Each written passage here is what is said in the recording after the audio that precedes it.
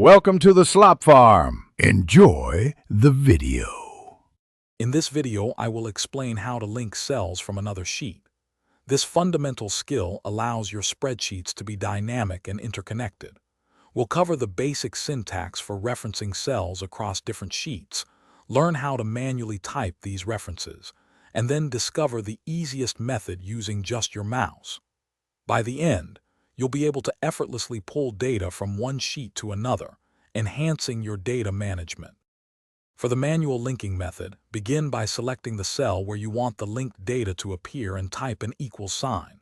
Next, type the exact name of the source sheet, followed immediately by an exclamation mark. Finally, enter the specific cell reference from that source sheet, for example, sheet 2, A1.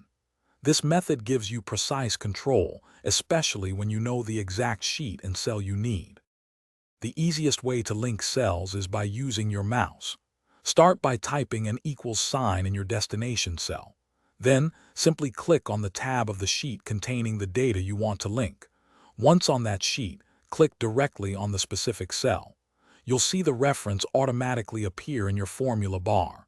Press Enter, and your link is complete. This method is quick and reduces typing errors.